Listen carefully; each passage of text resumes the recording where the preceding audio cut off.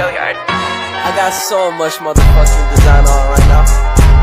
Break it down, bring it back, make it clap. I got 3 old thoughts, new block, wear that thing. Bitches on my line, and you know. Assalamualaikum warahmatullahi wabarakatuh. Baik, saya di sini akan mempresentasikan hasil kerja saya mengenai tentang materi kelas 12 yang bertema Perjuangan Mempertahankan Integrasi Bangsa Indonesia. Selama tahun 1948 sampai 1965, pergolakan yang terjadi di Indonesia dapat dibagi ke dalam 3 bentuk sebagai berikut. Yang pertama ada konflik dan pergolakan yang berkaitan dengan ideologi. Yang kedua ada konflik kepentingan. Yang ketiga ada konflik akibat pelaksanaan sistem pemerintah. Baik, di sini saya akan menjelaskan satu persatu apa itu konflik dan pergolakan yang berkaitan dengan ideologi.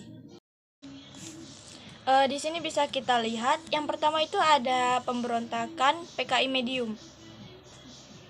PKI Medium ialah sebuah gerakan yang berusaha menggulingkan pemerintahan yang sah, yakni Republik Indonesia dan pengganti landasan negara. Gerakan ini dipimpin oleh Amir Syarifuddin dan Musso, dimulai pada pertengahan tahun 1948 dan berpusat di Madiun, Jawa Timur. Yang kedua ada pemberontakan Darul Islam atau Tentara Islam Indonesia. Gerakan Darul Islam merupakan gerakan politik yang terjadi pada awal tahun 1948. Gerakan ini mempunyai pasukan yang disebut Tentara Islam Indonesia, sehingga pemberontakan ini sering disebut dengan DI atau TII. Dikutip dari laman resmi Kamdikbud, gerakan DI TII memiliki tujuan pendirikan negara Islam Indonesia. Yang ketiga ada gerakan 30 September 1965.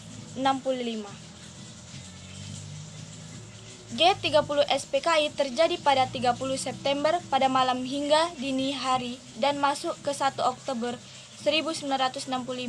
Peristiwa ini dimotori oleh pimpinan terakhir PKI, yakni Dipa Nusantara Adit atau DN Aldit. Gerakan pemberontakan yang dilakukan oleh PKI ini mengincar perwira tinggi TNI AD Indonesia. Yang kedua itu ada konflik kepentingan. Konflik kepentingan ini dibagi menjadi 3. Yang pertama itu ada pemberontakan Angkatan Perang Ratu Adil. Yang kedua ada pemberontakan Andi Aziz. Dan yang ketiga adalah pemberontakan RMS. Di sini saya akan menjelaskan tentang pemberontakan Angkatan Perang Ratu Adil. Pemberontakan Angkatan Perang Ratu Adil adalah peristiwa pemberontakan yang meletus pada 23 Januari 1950 di Bandung. Pemberontakan ini dipimpin oleh Raymond Westerling, mantan kapten tentara Kerajaan Hindia Belanda. Yang kedua ada pemberontakan Andi Aziz. Peristiwa Andi Aziz ini adalah upaya pemberontakan yang dilakukan oleh Andi Aziz, seorang mantan perwira atau KNIL yang berusaha untuk mempertahankan keberadaan negara Indonesia Timur dan enggan kembali ke negara kesatuan Republik Indonesia. Yang ketiga ada pemberontakan RMS atau Republik Maluku Selatan. Adalah sebuah republik di Kepulauan Maluku yang diproklamasikan tanggal 25 April 1950. Pulau-pulau terbesarnya adalah Seram, Ambon, dan Buru. RMS di Ambon dikalahkan oleh militer Indonesia pada November 1950. Tetapi konflik di Seram masih melanjut sampai Desember 1963. Yang ketiga ini ada konflik akibat pelaksanaan sistem pemerintah. Ini dibagi menjadi 3. Yang pertama itu ada pemberontakan pemerintah revolusioner Indonesia. Yang kedua, perjuangan rakyat semesta. Dan yang terakhir, persoalan negara federal dengan BFO. Saya akan menjelaskan tentang pemberontakan pemerintah revolusioner Indonesia. Pemberontakan RRI terjadi setelah Belanda mengakui kedaulatan NKRI. pada tahun 1957. Gerakan yang disebut juga Prasemesta, Perjuangan Rakyat Semesta. Ini berawal dari kekecewaan angkatan militer daerah terhadap pusat khususnya di wilayah Sumatera dan Sulawesi. Yang kedua ini ada Perjuangan Semesta atau Perjuangan Rakyat.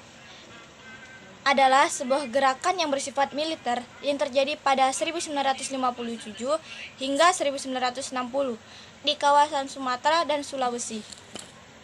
Gerakan Permesta mula-mula berasal dari kota Makassar sebagai ibu kota Sulawesi Selatan. Yang ketiga ini ada persoalan negara federal dengan BFO. Latar belakang persoalan negara federal dengan Konferensi Pembentukan Badan Permusyawaratan Federal atau BFO pada 27 Mei 1948 dilatar belakangi oleh sikap Belanda yang tidak mau mengakui kedaulatan negara Republik Indonesia. Meskipun dalam hal ini Indonesia telah menyatakan merdeka melalui proklamasi 1945. Yang B, nilai-nilai perjuangan tokoh nasional dan daerah dalam mempertahankan keutuhan negara dan bangsa Indonesia. Setiap tokoh nasional tersebut dapat menjalankan peran sesuai dengan apa yang ia mampu. Nilai-nilai perjuangan yang dapat diambil cukup banyak antara lain adalah nilai kesatuan dan persatuan, gagah, berani, ulet, dan berjiwa besar, menerima segala kejadian peran terjadi. Yang B ini dibagi menjadi dua. Yang pertama itu ada pentingnya kesadaran mewujudkan integrasi bangsa. Yang kedua, meneladani para tokoh persatuan.